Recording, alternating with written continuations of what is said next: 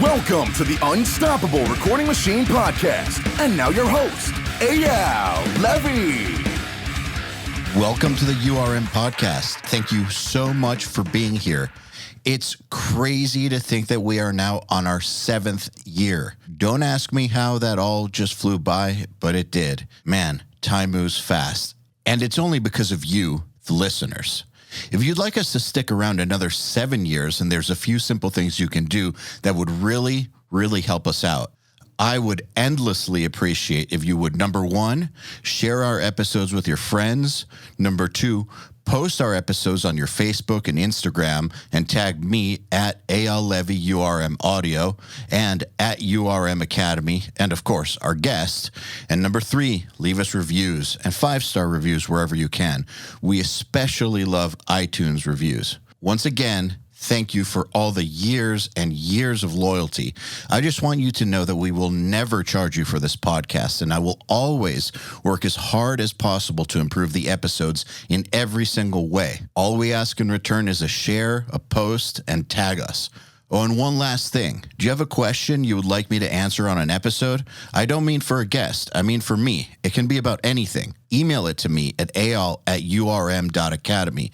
That's EYAL@urm.academy. There's no .com on that. It's exactly the way I spelled it. And use the subject line, Answer Me Eyal. All right, let's get on with it. Hello, everybody. Welcome to the URM Podcast. My guest today is Lasse Lammert, who actually has been on before. I recommend checking out his prior episode. It's very interesting, and he was a great guest, and he talks about some stuff that really nobody else has ever talked about. So I suggest you go back in time all the way back to episode number 68 and check it out. But first, listen to this. If you don't know who Lasse is, you should just know he's a world-class musician, engineer, and producer who has worked with bands such as Ailstorm, Abigail Williams, and many, many more. And I think that he's one of the, I guess I would call him, leading heavy guitar tone experts in the world.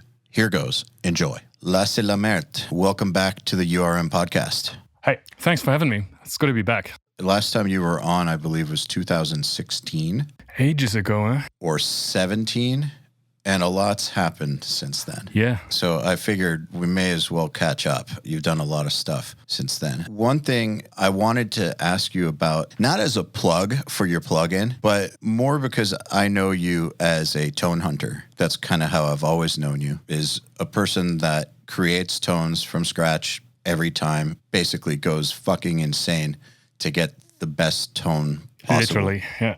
Yeah, I know. And and you get amazing tones. And so did making a guitar plugin kind of break your brain at all, or was there a logical reason for it? Both, really. There was a logical reason for it, and it broke my brain in the process. Because we had the tone hub thing, which I have presets for, and I'm still using that all the time. But those presets in Tone Hub are kind of like Kemper. So you get the full chain recorded, and people can use it, and it's mix ready, and it's great. And you can tweak it after the fact. You've got like a virtual mic position modeling kind of thing, and you can move the mic and tweak the knobs on the amp. And the amp inside Tone Hub is modeled after the actual amp from the preset too. So if I've got like a 5150 preset, for example, on the Trace amp, that's the core amp in Tone Hub, is modeled after the 5150 as well. So, and then it captures the entire chain like a Kemper would. But unlike the Kemper, with the Kemper you've got the treble, mid, and bass, the tone knobs, they're just like at some certain spot and you can fine tweak them. Yeah, they just stop working. Yeah, and it's really not like the actual amp, is it? No, I don't think it was intended to be, but yeah, I think the Kemper, I look at it like a snapshot of a tone. And then if you start moving the parameters too much, I don't know, sometimes you could get something cool, but if you think that the knobs are going to react the way that the knobs on the amp do, you're just wrong. All you have is one point in time, one guitar going through one set of knobs set a certain way through certain cabin mic. That situation, that's it. Exactly. And with tone knob, with the tracer amp, it's a bit closer to the actual amp. So the tone knobs react kind of like the amp would, but it's still a bit of an approximation because obviously I just captured the entire chain, very much like a Kemper profile. And that's inside the box then, and then you can tweak the stuff. But with the tonality, that's entirely different. I really wanted to have what I have in the studio. I wanted to have that in the box and build everything from scratch. I mean, obviously, there are presets that people can use, but I wanted my amps and my cabinets and my mics as like a raw base material that I can then use to sculpt tones from, or anyone else, really. And we went into ridiculous detail with the modeling. I sent the amps to Italy, and they took them apart and measured them on component level, like every single resistor and every single capacitor was measured and then recreated in the digital domain. And so that's spot on my amps with all the little kinks and all the little unique things that they might have. Like, for example, the driftwood is essentially the first production model, or before a production model, really. When Marek from Driftwood created the amp, he sent me some prototypes and we sent them back and forth, and I kind of helped voicing it and we tweaked it a little bit. And the Driftwood I have is the first final model. And back then, for example, the supplier for the output transformers was still a bit different. So mine is a tiny bit different from most other Driftwoods. And that's also captured in the plugin. So that's amazing. And then we went into ridiculous detail again with the cabinet modeling, or capturing of IRs, actually. What we did there is I didn't want, usually you've got like a couple of IRs and then the in-between positions are just approximations. They are just, well, in a queue, making it a bit darker when you go like towards the edge or something, or it's between two captured IRs, you get like a blended sound. And I wanted pretty much every position to be the actual position. And so I captured 9,600 IRs for the plugin. Ridiculous amount of IRs, and that would never have been possible like with a manual mic placement, obviously. So we used the Dynamount. I guess everyone knows by now what it is. The robot mic mount. It's you put a mic on it and it's controlled via software. The wizard behind the STL plugins, Federico, he programmed the software just for this purpose. You put it into the center position, the reference position, and then you can assign the furthest position and most left and most right position. You put into the software the amount of captures you want per distance, essentially. So you've got like the close position, for example, closest to the grill cloth, from the very left to the very right, and you can, well, if you want, do 1,000 different IRs there. And same for the angles and same for the steps back from the mic. And the software and this method they already used for AmpHub, which was like I don't want to say predecessor because that's not true, but my tonality plugin is based on the AmpHub architecture rather than the other older tonality stuff. So we used the same software, but I was so anal again that I think in the 2, 3, 4, whatever amount of weeks it took me to capture those IRs, I had him change the software like 7 times and make little adjustments and little tweaks. And I thought he was going to hate me, but it turns out he kind of appreciated me being so meticulous about it. Yeah, I think that people who have a high standard for things appreciate working with other people who have a high standard for things as well. Yeah, I guess. As long as their feedback is reasonable. It can get quite annoying, I guess, but in the end, we're all at the same goal. It has to be perfect. I didn't want to release it if it's not perfect. I captured 4 of my cabinets, two speakers each, because every speaker sounds different, even in the same cabinet. And I've got my favorite speakers for different stuff, so I wanted to capture those all. So that's 8 speakers. And then I used my favorite mics for those speakers. So 5 mics, 8 speakers. And well, that then turned out to be 9,600 IRs just to capture all the positions, all the angles, all the distances and everything. And that's kind of how it turned out then. Just my cabinets, my mics and my amps. And I was absolutely stoked the first time I got the plugin. I got to try it out, the beta version, the first one they sent me. It was literally like I just had a remote user interface for my actual amp in the other room. So it felt and sounded like it.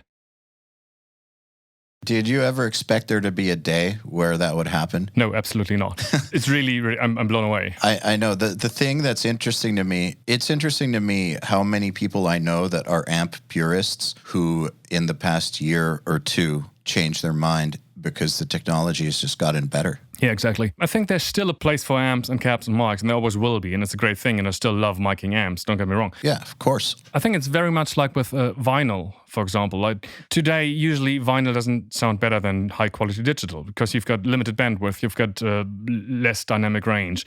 Still, people enjoy listening to vinyl and say it sounds better. But what really is better about vinyl is you actually take the thing in your hand and you put it on another thing, and you sit down and you listen through it. There's a psychological component to it. Yes, and I think that just makes you listen in a different way compared to having like a Spotify playlist with 2,000 songs and just skipping one after the other. So you listen differently, and I think that's the same thing with hardware and with amps. You just use them in a different way, I guess, because you have this heavy amp in front of you and you just turn knobs and things happen, and it just there's some sort of feedback you get from that, I think. And same is true for hardware in mixing, compressors and EQs and stuff. And often I think I can't hear a difference. Sometimes it's very obvious. It really depends on the plugin and the hardware and everything. But again, I think the most important difference is actually being able to grab the knobs and just performing mixing, really, rather than, programming mixing. I also think that physical gear breaks and degrades. You have to maintain it, and there's no guarantees that tomorrow it's going to sound the way that it did today. And by capturing it the way that you did, at the very least, if nothing else, you've committed that gear to history, basically, in that condition. And I'm really quite happy and proud that we got to work with the official, this is the first and will remain the only official Driftwood plugin. Driftwood worked with us together with that on that, and so to have that officially, that's the only Driftwood thing. That's amazing. And same with the hot mod. I've been using the old Soldano hot mod for ages. That's a little the old Marshalls have 3 12AX7 tubes, and each tube got 2 system gain stages in there essentially. So what this Soldano hot mod does is you take one of those dual triodes out and put it's a different tube with 3 gain stages in, and there's another a little bit where there's the circuitry and everything. So you essentially get a modded Marshall without modding it. So you just take one tube out, put the other tube in. And Soldano, they used to build it in the 90s, and they discontinued it, and I always loved it, and bought a couple used whenever I could find them, and they're getting really pricey, $400 or something. And now a company called Legendary Tones makes them again. So there's a reissue by Legendary Tones, and it's the official reissue. And it's also called Hot Mod, and they've tweaked it again, and there's a switch for a bit more or less gain, a bit more or less bass. David, the guy who builds them, sent me a couple, and I tried them, and I loved them. And they replaced my old Soldano ones, actually. So when we modeled my 81, it is, an 81 800 2203, I wanted that hot mod in there. So I contacted Dave from Legendary Tones if we can use it and make it official. And luckily he agreed. So this is an official Legendary Tones hot mod V2 inside the Marshall now that can be switched in and out. It's amazing. Do you feel like having this now has changed your efficiency, your workflow at all when you're actually working? Yeah, absolutely. Does it make the tone hunt easier? Well, not necessarily, because it gives me more options, because I still have all the amps and cabs and mics, and I'm still miking. Options can be a problem. Yeah, definitely. But it definitely makes the recording process easier, because it interrupts creativity less. If you've got the musician sitting here and recording a rhythm guitar, and then he comes to the lead part and he thinks, oh, damn, I want to retry that solo again or whatever, I can just switch to the other sound without interrupting the flow, and he just retracks it, and then we're back to the rhythm sound. And with hardware amps, I don't really like to do that, because you never get the same sound again if you move mics and stuff. Plus, it takes a ton of time. Yeah, it's over forever. Yeah, that's why I liked reamping, because you could still kind of do it. You had a Kemper tone or whatever, and then you reamped later. But now I'm so close to the final sound, or it even is the final sound if I'm using the plugin, which I'm often doing now, actually, because the band often gets used to it. They love it during tracking, and then they say, well, let's just keep it. All right, so you feel like you're close to the final tone, if not the final tone during tracking. That's something that always weirded me out about the way that I learned metal production was to sit there for days and get a guitar tone, days, sometimes 10 days, knowing full well that you're going to reamp later. I love reamping. I love having the options, and it's a good thing, and it saved a couple of sessions for everyone, I guess. But that's exactly the thing. Like, what's the point of that? There's something to be said for the connection between guitarist and the tone or the gear, especially for stuff like palm mutes and pinch harmonics. You play differently. You kind of you get the immediate feedback from the amp, or even from the software, from the Kemper, whatever, but from the sound you're playing. You play into the tone. Exactly. It's a give and take and an instant feedback thing you get. So I definitely try to get the perfect tone during recording and then keep it if possible. Often it's not possible for several reasons, but then at least I've got a tone and a amount of distortion and everything that is so extremely close to where I want to be anyway, so that the interaction between guitarist and tone is still kind of working. So it's not like a guitarist trying to do a massive pinch harmonic and then he's playing like through a clean amp and just does bling and sounds garbage. Yeah. But it really depends on the way I'm tracking. For example, what I like to do is when we're double tracking or quad tracking, I usually use 2 amps or cabs or whatever, 2 different tones like most people do. Often it's easier to not let the guitarist play the entire song one side and then the other side, but once he's like zoned in on that riff or just the chorus or the verse or whatever, and he plays it perfectly, it makes sense to just do the double as well. And so I just have to have him play it over and over and over again until I've got all the takes I need. And then obviously it's all been tracked with the same tone. So I've got to reamp 2 of those, or I want to reamp 2 of those to get different tones, for example. Often that gives a better result than having him play the entire song or her and then change the amp and then play the entire song again, and it's going to be different then. Unless you're looking for variation, I think that there's some production styles where they want that difference on the 2 sides. I think that unless that's a specific artistic thing that you want, you're going to get way better results doing it like you just said, part by part, section by section. Exactly. So I'm trying to get best of both worlds. I try to get the main sound, like my core sound, perfect, record all guitars with that, and then just reamp the doubles to, well, like with a different sound. So that's kind of what I like to do. Yep, makes sense. I mean, even if you have Evertune, the way that they will play it 10 minutes later is going to be a little bit different, you know, because when somebody is tracking a riff and then doing takes and then getting into it, or maybe playing it to a click over and over and over and over, and like really finding the pocket of that riff, if they have to then wait until they're done with the entire song to come back, they're going to have to find that pocket all over again. And there's no telling if they're going to find it the way that they did. Like, even if it's a little bit different, it's not the same. Exactly. And there's other advantages. For example, I'm just mixing a band. I'm not sure I can tell you this, but it's they've got a ton of tracks, a ton of dwarfs singing, a ton of orchestration, a ton of everything really. It's just, don't know, 200 plus tracks of orchestra and metal. And so I have to start somewhere with a mix. And I don't want to say lead guitars aren't important, but obviously the rhythm guitars are much more important for the overall sound because they fill up so much space, just the frequency-wise. So when I start mixing, before I've got like a basic sound going, with that many tracks, with orchestras and everything, it doesn't make sense for me to reamp the lead guitars already. For me, it's much easier to have the core going with drums, bass, rhythm guitars, orchestra and vocals and whatever is in there, and then find a lead guitar that works. So what I usually do in order to get that core mix great is I use the plugin for the leads first, because then I can still go back all the time and just tweak bit more highs, bit more lows, bit more distortions, mids only or whatever. And that makes it easier for me to get the basic elements rocking and vibing first. And the lead guitars are still always changing, possibly, because, well, they have to make room sometimes, or they have to fit in another space now that I've brought all the strings in or whatever. So that's where the plugin is really, really useful. I mean, lead guitars just aren't a core element as important as they are. They just aren't. Lead guitarists don't like to hear that, but it's true, and especially solos. But I was about to say, sorry, lead guitar players. And it's not because I'm a guitarist, but rhythm guitars are just, I mean, look at a rhythm guitar track on an analyzer. It's a massive chunk of frequency. It's just eating up so much space.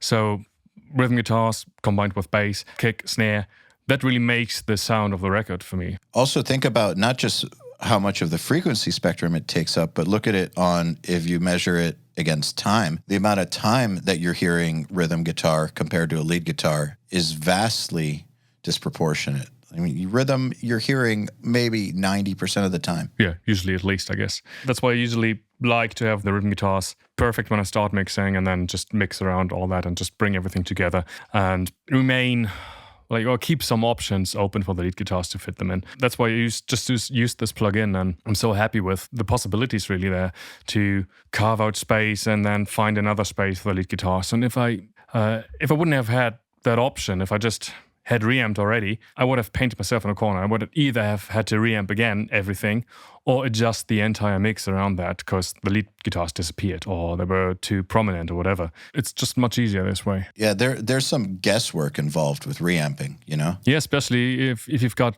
such an insane amount of tracks and stuff that needs to work together. Yeah, at least when I was doing it, the reamping was never in time with the music. So it's not like you could play it and listen to it. I don't know if you fixed that with yours. While you're reamping, not. There's still a little bit of lag. That's what I'm saying. So, there's guesswork involved. You have to imagine that it's going to work, hope that it's going to work. Yeah, I usually just take a section of the song, like a chorus or a verse or something, and then reamp all the guitars and check it out and compare amps and stuff. But yeah, that's the difficult thing, really. If the band's sitting next to you while you're reamping, which they often like to do because they like playing with amps, and this is like a kid's toyland here. They like to try all the amps, and then they sit back and listen to not just the guitars, but the guitars very loud in the mix, and it's not quite in time. And every other minute, someone jumps up, "Oh, this is not in time," and "Oh, this sounds bad because it doesn't fit the whatever, kick drums." So this whole process it can be quite tedious, really, and that kind of takes some of that away. Well, yeah, I mean, being able to do things instantaneously is amazing. You hear the difference immediately. Just save it as another preset or whatever and just flick through them and just see what works best in the mix. So much quicker. Interesting that you say this because you don't strike me as one of those preset type of guys. Oh, yeah, no. I meant I created a preset for this very project then. And then I created a second or a third just so I can switch between them really quick and compare them. Oh, it makes sense. I'm never really start from a preset or from a template, which I should do because it saves a ton of time. And I know people like to do it and they're it's very effective and it works for them. It doesn't work for me really. Well, I think that there's different types of templates, first of all, and different types of presets. So I think that there's this idea on the internet when people say templates that they think that someone opens up a session where everything is pre-dialed, everything, and they just put the tracks in and voila, it's a mix. Most of the people I know who are badass and use templates, that's not the kind of templates they use. Every mixer, I don't care who it is, does lots of the same things every single time, whether it's routing or the way they set up their tracks, or they have some go-to EQs that they just know they like, that they're going to try that first on lots of different things. Most mixers I know who are pretty great have a lot of things like that figured out, that they just do the same every time. There's a lot of things that they don't do the same every time, but there's some basic setup that's just the same every time. Kind of the same as if you're starting a writing session or you're starting a guitar tracking session, you're going to need, if you're using amps, you're going to need, the amp and the DI, or multiple mics and the DI. So you just pull up a template that has that already, and you don't need to set the groups. You just hit the red button and record. For me, that's vocal effects, I think. I've got my go-to vocal effects that I usually start with, a couple of delays and reverbs and stuff. That's always changing, but I kind of use the one I used last as a template and load those in. I tried that with routing, but it just kind of, I felt it, I didn't feel like I have the freedom to just do what's best for the mix with that. Because I figured out that with this one mix, for example, I had routed everything into everything. I had sidechained this from that, and sidechained that from this, and that went into a group track and into a sub mix and into buses. So I had a couple of snare tracks, for example, bust into snare bus, bust into drums and parallel drums, and that sidechain to whatever for the entire thing. It was very, very complex. That's extreme. Yeah, and then the next mix, I had everything go straight to the stereo output, not a single group, not a single bus. And it was totally different music, and it worked. But I like to have that freedom to just do something entirely different. So that's why I'm not liking templates for routing and for track setup and all that sort of stuff. But still, you did identify something that you kind of start. So I think that's why I was saying there's different types out there, and I do think that it's different for everybody. And what's most important is that people find what works best for them. Whatever allows the mixer to do their best work should be the thing that they do. So if templates fuck them up, don't use them. If they make you work better, use them. But I think I don't know a single person, though, who doesn't have at least one thing that they kind of have a way that they start almost every time. So you just said vocal effects. There you go. Yeah, vocal effects is for me. So there's your template, vocal effects routing. Yeah, true. Yeah, right. I think for me, it's often, I get like on a CLA kick, and then I'm like a sponge, and I try to find every little bit of information I can get on what's CLA doing, how is he doing it, or any Sneap or whoever. And so then the next mix or the next 2 or 3, I mix like him. I don't want to say I'm getting the same sound or anything at all, but I'm using the same routing, the same kind of parallel tracks or whatever, the same kind of tricks they're doing. Same with, for example, when I watch a native mix kind of thing, and there's one of these guys doing all the buses and auxes and everything. I try that on the next project and get a mix done. So on the project after that, I might be on that CLA kick, for example. And the weird thing is that I'm not trying to mimic their sound, obviously. I'm just trying the routing, the way of working. Is there something for me I can use? Yeah, that's how it's meant to be consumed, by the way. That's what everyone should do, I think, because just use it in your project, and what works for you might stick, and you might use it again and modify it and make it yours. And what I noticed during those experiments, or like mix the CLA way, mix the Sneap way, mix the Bogren way, whatever, I still end up with, I don't want to say my signature sound, but people say my signature sound. They still say it sounds like a Lasse Lammert mix. And I'm like, still you. Yeah, but I did everything different. Like, I purposely don't use the same plugins. I don't use the same amps, different mics. But if I get a new plugin, my goal is to use that plugin on the next mix, pretty much exclusively, or as much as I can get away with anyway. It still ends up sounding, I don't want to say the same, but it still ends up sounding like me. I'm not sure yet if that's a good thing or a bad thing. I guess it's just your ears don't change. The way that somebody hears music, nobody else can ever really understand that. We can understand how people approach solving problems, or how they process things, how they work on things, but we will never be able to understand how they're actually hearing and interpreting and feeling music. Like, we're never going to be able to understand what they're hearing in their head, like what their actual big picture for the mix is, like any of that, their artistic vision for it. There's no way on earth you could ever understand that. And there's no way on earth you could ever have a perspective on audio besides your own.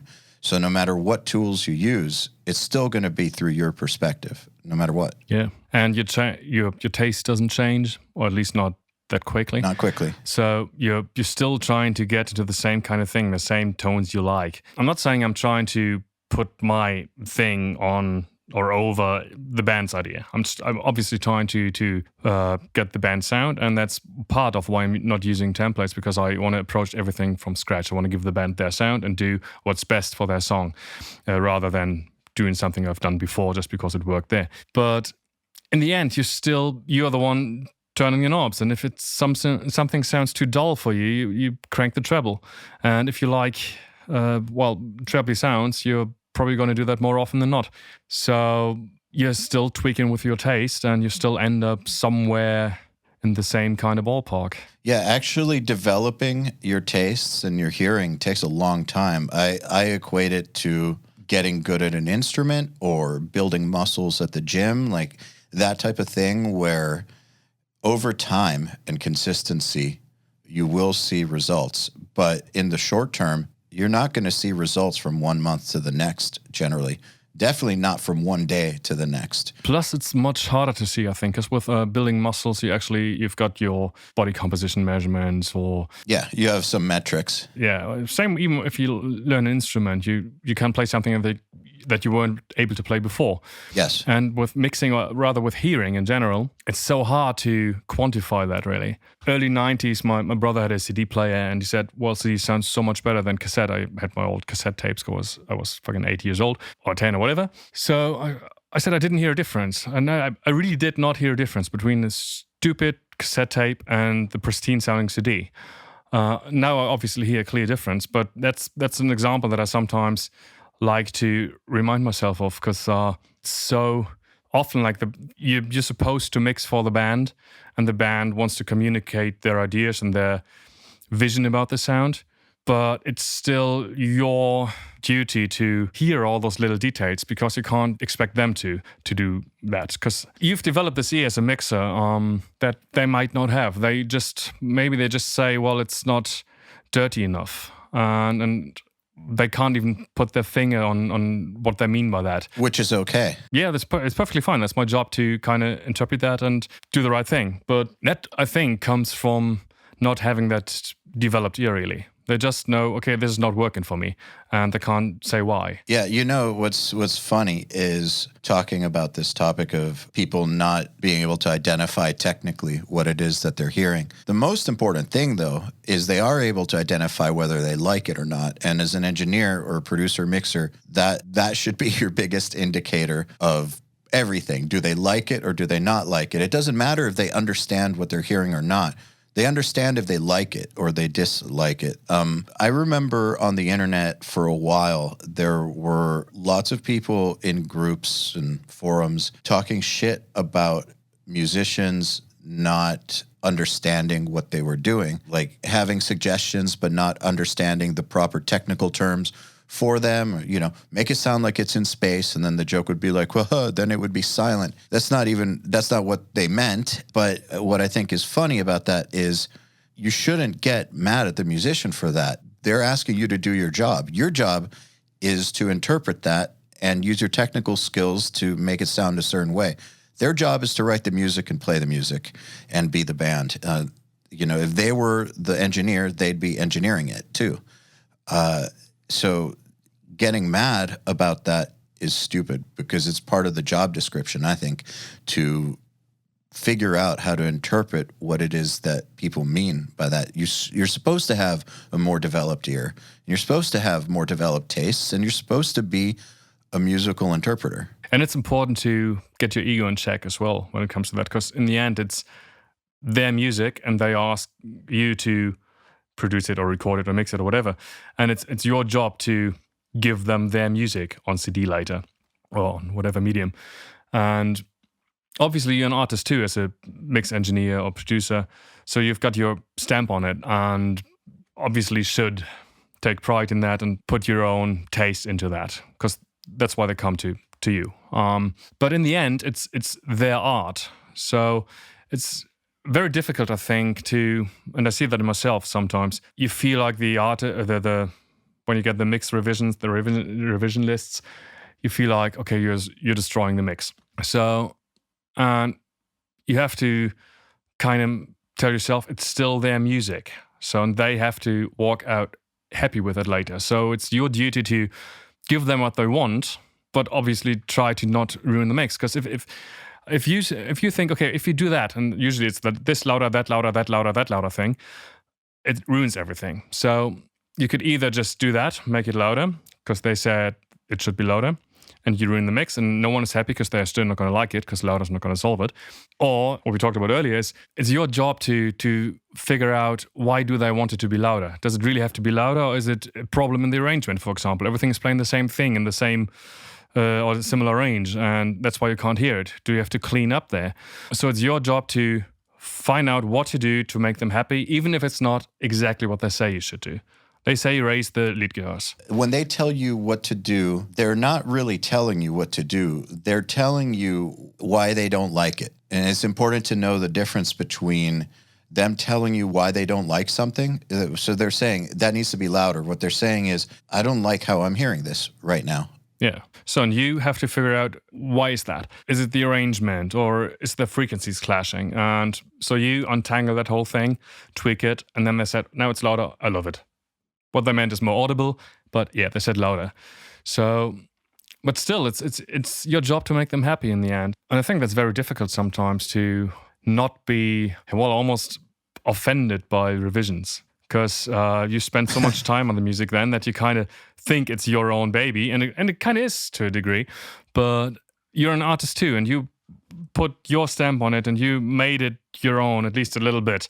But in the end, you have to give it back to them and have to make them happy. And that's quite a difficult compromise sometimes. Well, it's unnatural, right? It's unnatural to just be cool with mix revisions. I think every single mixer I've ever known has at some point in their career gotten annoyed or pissed or furious about mix notes. But the thing is that it's typically earlier in their careers, and then they learn to deal with it. And then they make themselves grow up, basically. It's the most natural thing in the world to get the mix notes back and be like, fuck you, you're wrong.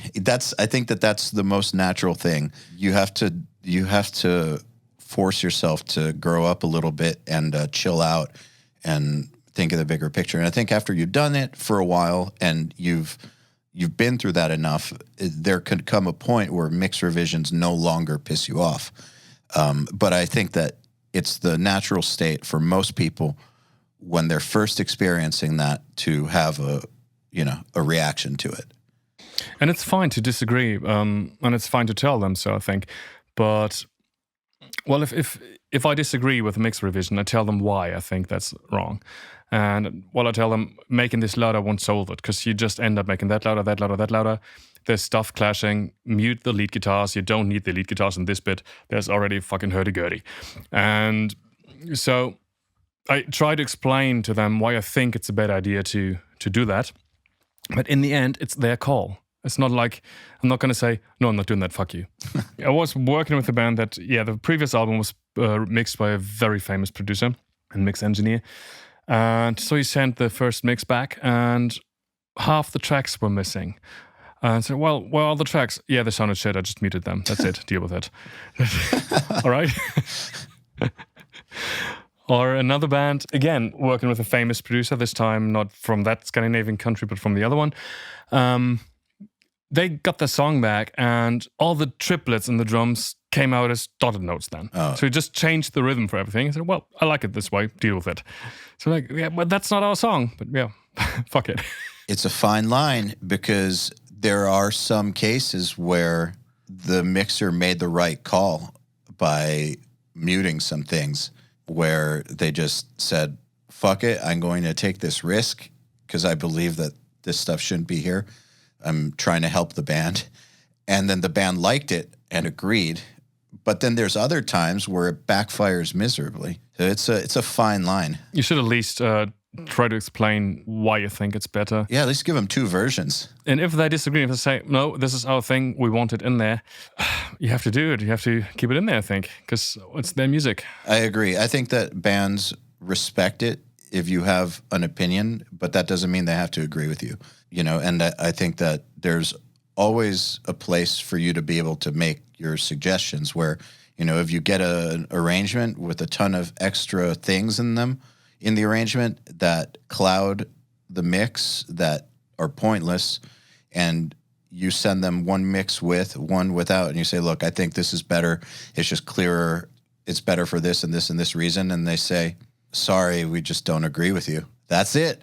That's life. Yeah. I think the problem is that they know what's in there and they want to hear it. So they reference to whatever CD they love and they say, this is perfect. But with this CD, with ours now, I know there's this little flute line there or this little hi-hat diddly thing and I can't hear it.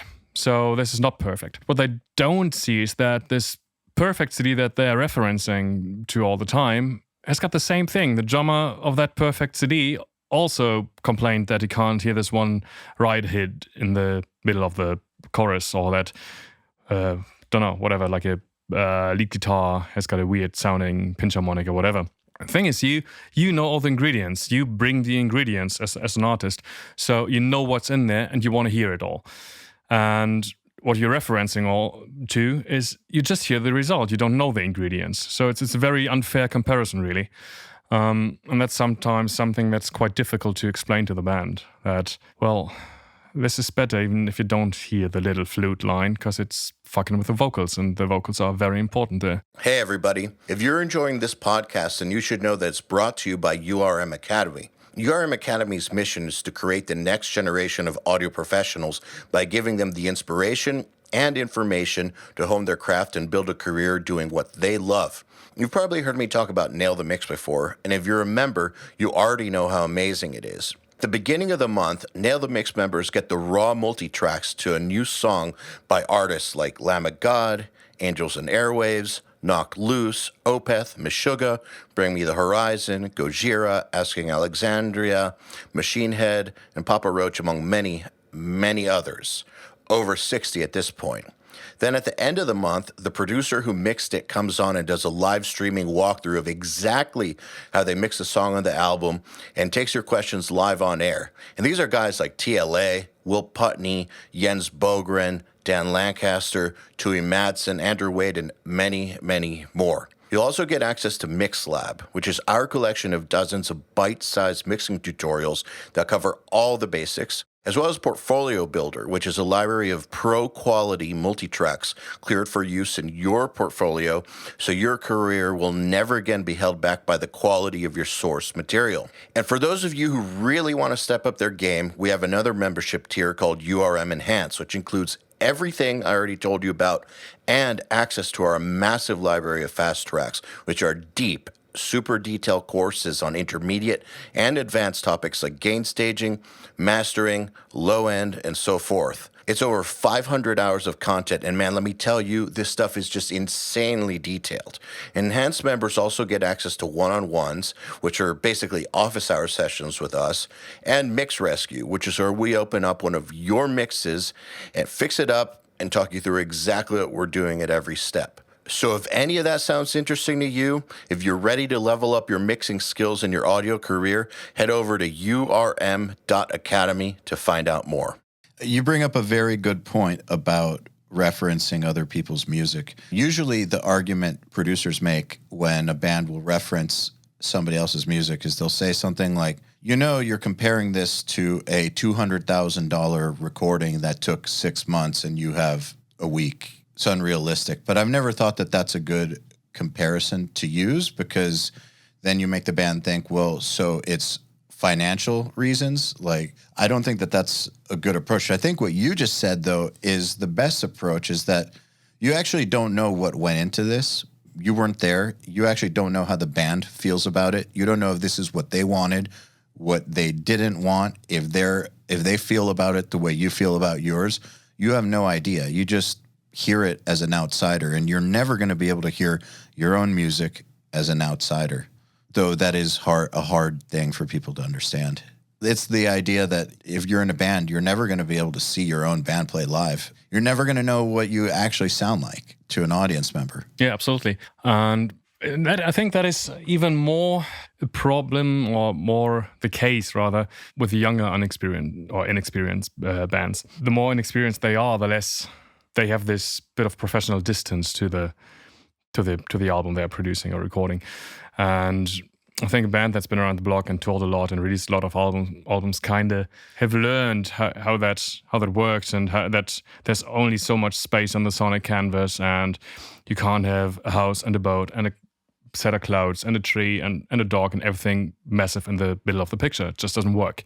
It goes away a bit with the more experienced the bands are. It's still there sometimes, but it kind of goes away, because with a very inexperienced young band, especially the first time in the studio, it's so exciting for them. Like for us, and that we often forget that, because we work in a studio every fucking day, and it's often boring and it's very normal, and for them it's not. So it's the first time in the studio, and they took time off their work or school or whatever, and took a lot of money in their hands and come here. And then they're told, well, you can't play your own guitar because it sounds shit. Also, he's playing your bass tracks because he's better at it, and we only need one rhythm guitar, guitarist playing it, for example, or whatever. By the way, your kicks suck, we're going to replace them. And obviously that's very frustrating, and especially for a young band. They think they're going to sound like Machine Head, and then the producer tells them, well, half of your stuff is shit. Maybe in less direct words, but essentially that's what happens. Yeah. So that's very frustrating for them, obviously. And on your third or fourth album, you kind of know the drill. You kind of know that, well, if I want Machine Head tied rhythm guitars, I have to use it, or I have to do it like Machine Head are doing it. And it's one guitarist playing the rhythm guitars, period. If I want the bass to lock in with the guitars like it does on that Nevermore record, do it like they did on that recording. And I'm not saying there aren't quite often actually times where you don't have to do that, or where you're going for a different kind of sound. But it's so difficult if you reference to something and then insist that you're not using the same methods. Like, I want the drums to sound like Fear Factory, but no samples, no triggers. Happens all the time, but yeah, well, all right then. Yeah, okay. So I think that there's a big difference between getting a mix revision, right, and getting a note that might be the wrong technical suggestion, but is still an indicator that they don't like the direction it's going, or they don't like it. I think that's very different than a band having completely unrealistic expectations. At the same time that you do have to learn to interpret what someone is looking for, if what they want is just not possible the way that they want to do things, it's also your job to let them know. It's a tough conversation, though, because not very many people who aren't very experienced are really going to believe you when you tell them those things, that you have to do it a different way, that you got to do it this way. I think that it's a small number of people who will have that first studio experience and basically get told that half their stuff is shit and that they have to do things a certain way, and who will say, okay, we're new here, tell us how to do it. There's some. Every time I'm doing that, I feel bad, because this is a Simpsons episode where this Willie guy and then they do this slow-mo thing where they say, well, this is exactly the moment his heart breaks, and he's going, and that's kind of what happens too, and I hate doing that, but they pay me money, and for them it's, like, especially if it's a young band or just students or whatever, it's a lot of money. It can be a lot of money, and they want a good result for it. And my job is to give them the best possible result. So I tell them about the methods we have to use to get there, and if that means hurting some feelings in the process, sometimes that might be necessary. And in the end, they walk out happy. It's much better than them spending a lot of money walking out with something they hate, because then you're the arsehole and they're unhappy. So yeah, the worst thing is when people start saying about a band or a producer, he's a really nice guy, or they're really nice guys. Like, immediately you know they think the band or the producer sucks. And the last thing you want is for them to be like, what did you think of the recording? What did you think of your experience there? Well, he's a really nice guy, because you know that they say that. So yeah, so you didn't offend anybody, and you let them get their way with everything, but they're not happy with how it came out. They think you suck. Yeah, exactly. And the feedback I often get, and I'm very happy about, is when a band leaves the studio and says, well, this song is better now than it was before, or I'm a better musician now, and I know what to work on, and yep, I'm much better now than I was before. Just because they, don't know, you pointed out things to them, like the way they palm mute is weird or inconsistent, and all this little nagging you do during the recording that they usually never heard, because they are just in the rehearsal space, massive volume, never double tracking themselves, and so they never really heard those little inconsistencies in the palm mutings, and how one is ringing out longer than the other, and the next one has got a little buzz on it.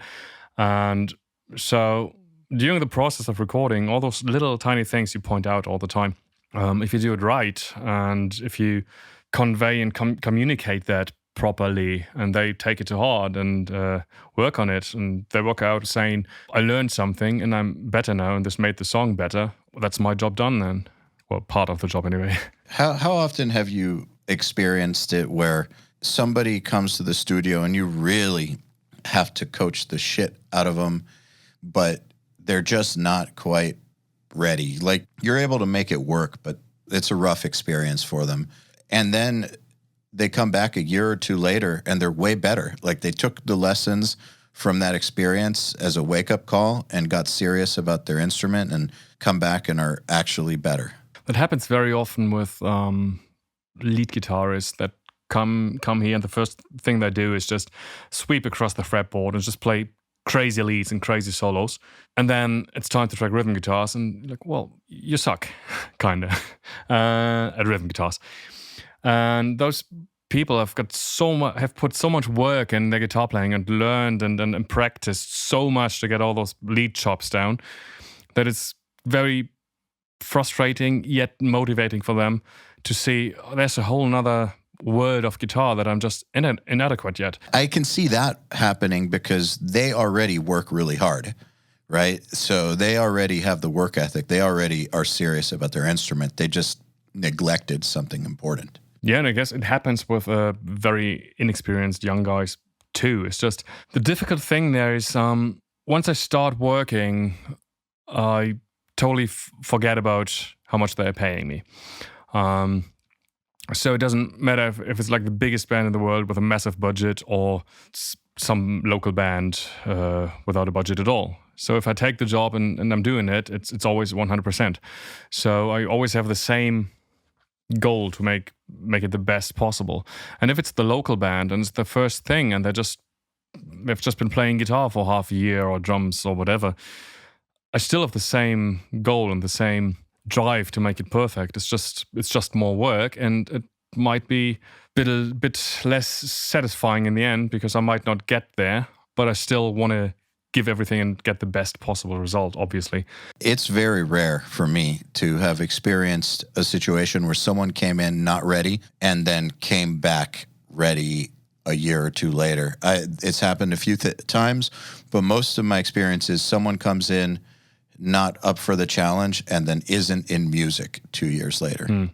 Yeah, I guess that's more often the case. That's more often what I've seen. Every once in a while, though, I will get people or have gotten people where it almost traumatized them a little bit how unprepared they were because they thought they were prepared. I'm not talking about the type that's super lazy who just fucks around and then comes to the studio and sucks. I'm talking about the type that thinks they're ready for the studio, comes to the studio and they're not ready, and it's a shock to their system because they totally thought they were. I've seen that type, basically, like I said, get traumatized enough to really put in a lot of work, but it's super rare. That's the ideal, but I don't think it's happening often either, because if they think they're ready, it's not easy to admit that they aren't. It's much easier to say the producer sucked or the engineer sucked, and that's why it sounds shit. Yeah.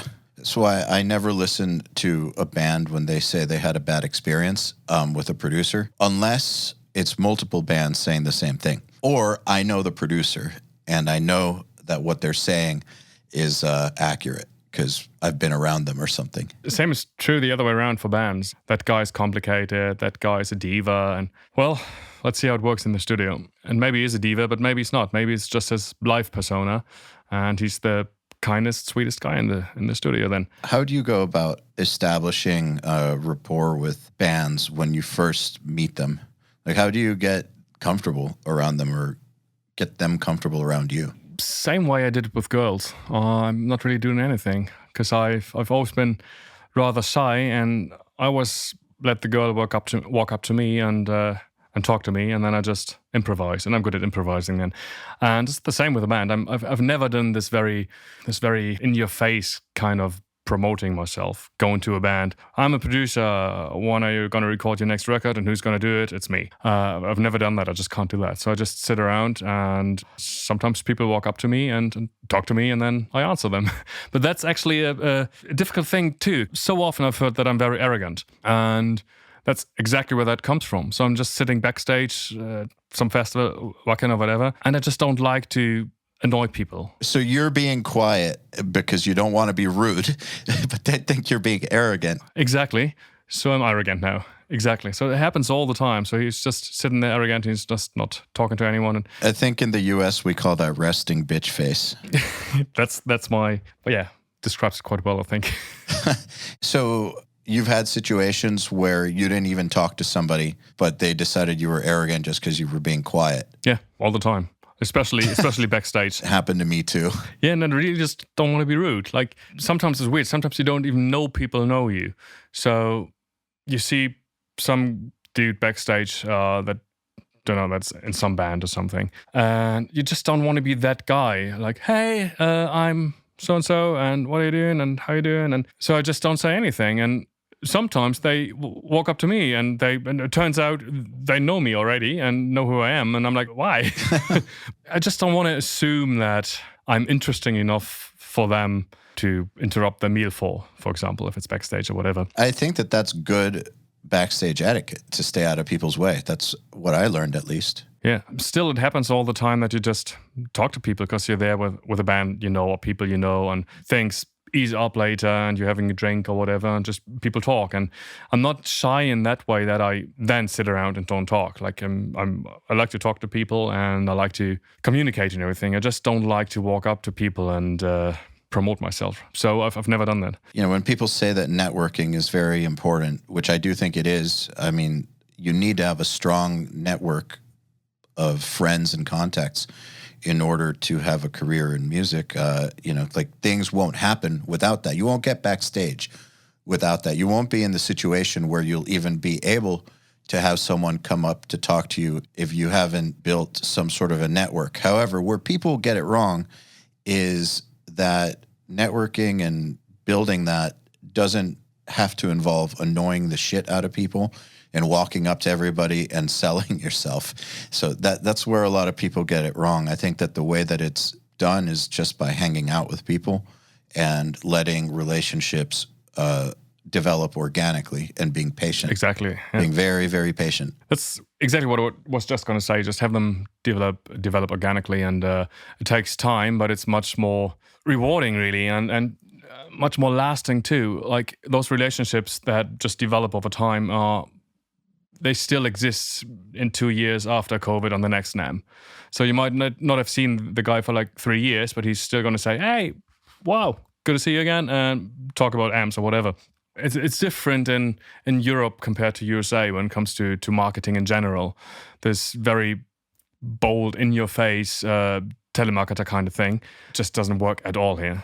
I'm not sure it works for everyone in the USA, I'm not saying that, but I see it much more from over there to this is the best, you have to have this, and as soon as someone tells me this is the best and you have to work with me, and fuck no, I'm not interested.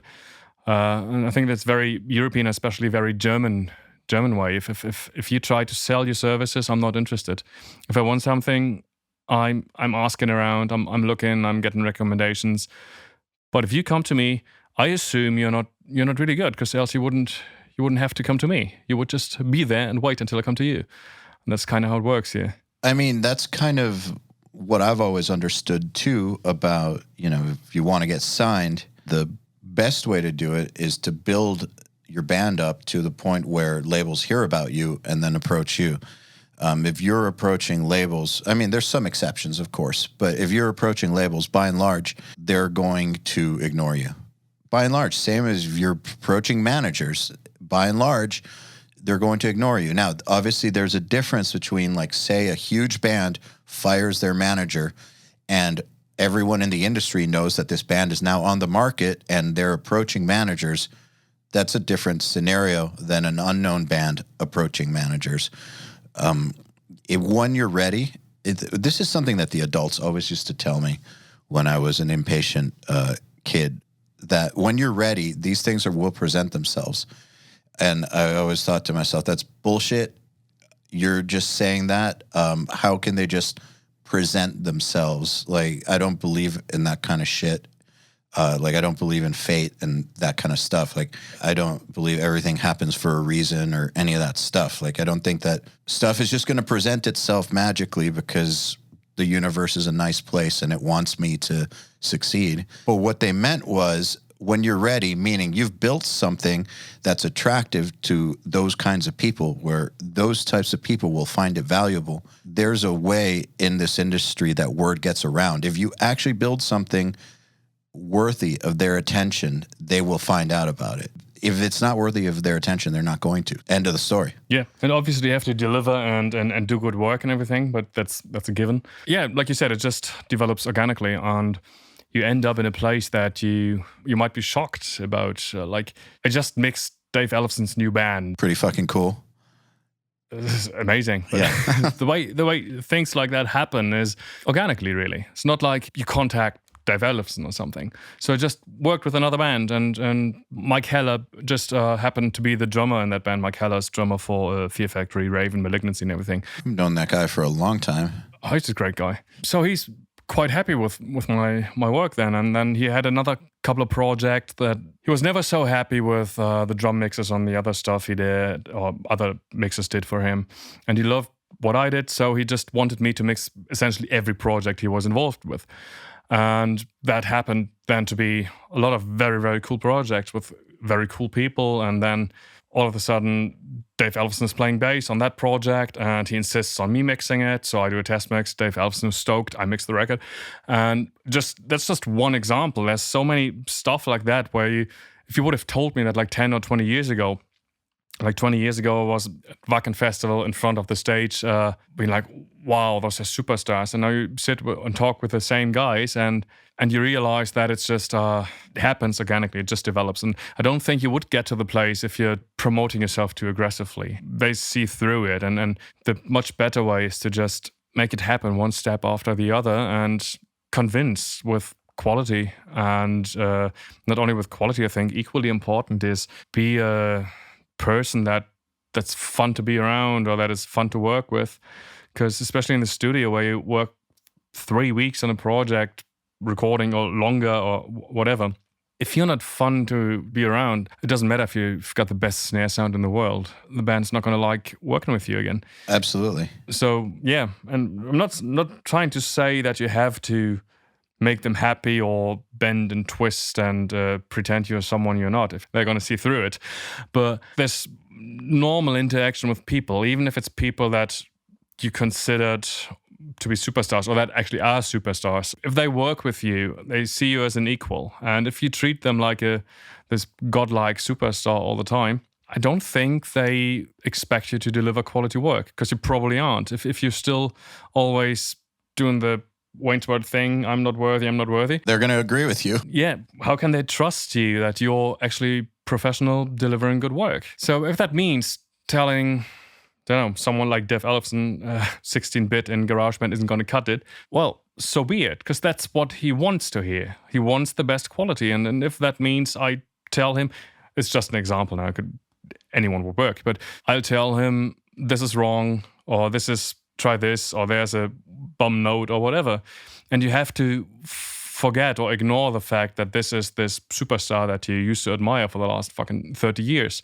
Because at that moment, it's not. At that moment, he's or she is just a musician you're working with. It's funny you say that. I just landed for one of the companies, the biggest thing I've ever landed for us. It's major, and it came through a contact that I've had for 15 years where, we've worked on some stuff and then not worked on some stuff and had a few failed ideas, and then this happened. And I watched said person that we're going to work with earlier work related to what we're going to do with them, and it's all terrible.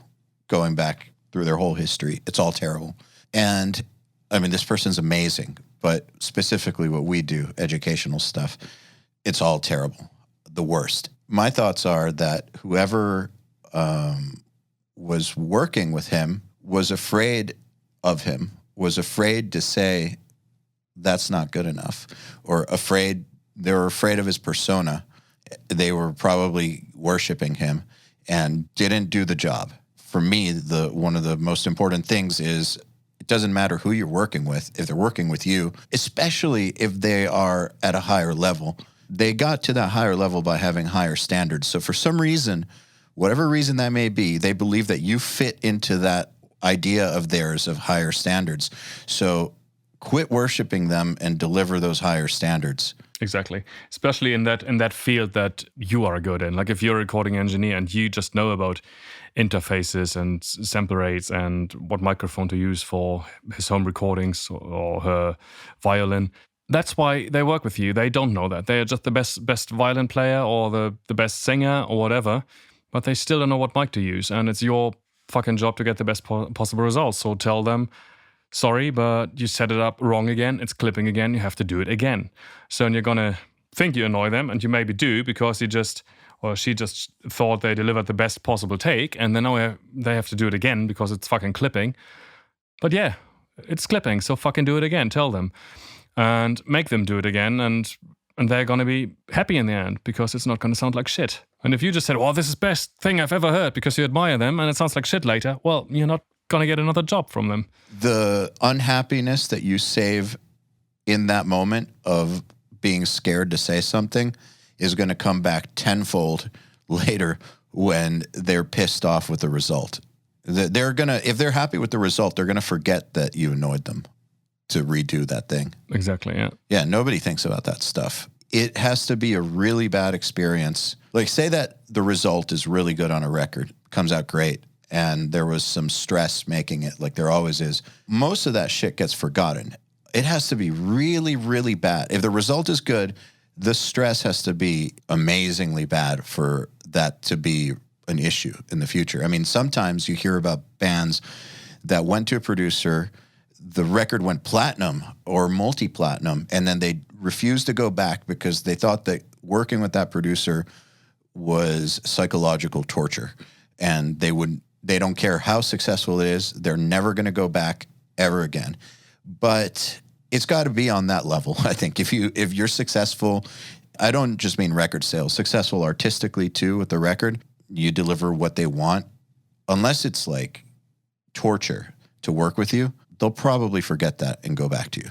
Probably. Yeah, don't make it torture to work with you, but...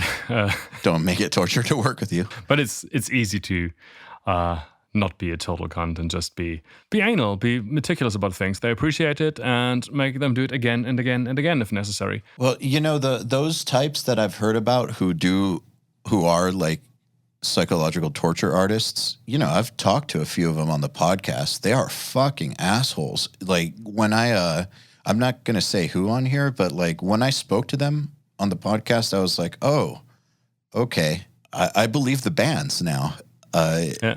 I couldn't imagine being locked up with you for a month or two. That would be horrible. But it's really only like 3 or 4 people that you hear that about. Yeah, and it's usually ego that gets in the way then. Yeah, and usually not that many people put out platinum records, right? Like there's not that many producers capable of creating platinum records. And then out of the ones who do, it's very few who are not really cool people, because how do you get to that level without being cool with people? So one last thing I want to talk about is your synesthesia. I know we talked about it last time. For people who are not familiar, basically it's a condition where you see sounds as colors. Like, I don't want to retread what we spoke about, but it's such an interesting condition that, considering that it's been a few years, I'm just wondering if it has changed at all, or like you've developed new workflows as a result of it, or it's just kind of stayed the same, or what? I haven't really thought about it that much, to be honest, because when I grew up, it was always very normal for me that Thursday was green, dark green.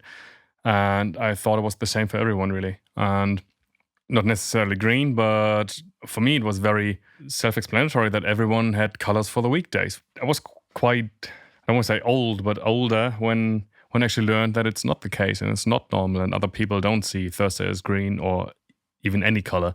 That's the same with music for me. It's just so normal for me that I don't really think about it. So I'm not doing it consciously at all, most of the time anyway. It's very much the same, like when you have an end result for a mix or sound you want to go through. It's just a different kind of putting that into words or thoughts. Like you know where you want to go with that. And for me, that's in colors. So I know this is kind of like a dark blue, purplish mix, or I wanted a bit more brown, grayish, which for me would kind of mean more like grainy sound, a bit drier. And so that's just could easily be used as synonyms. So instead of saying, make the guitars a bit drier and a bit grainier, a bit less saturated, I could just say make them less dark blue, purple, and a bit more gray sounding. So it's not, for me anyway, it's not so special because I've been doing it all the time like that. And that hasn't really changed at all, but I'm just not thinking about it much. It's just how you think. Yeah. Still think it's really cool. It's really weird, maybe. But This was popular on the internet for like 4 days last year. I don't even know it was an actual study or not. You know how things are on the internet these days. Like somebody will say something and then it'll get on the news and everyone's an expert. Yeah, everyone's an expert, or somebody will give an opinion and the news will push the opinion as though it's like a fact and nobody knows anything. So I'm going to say that this got popular on the internet for like 4 days.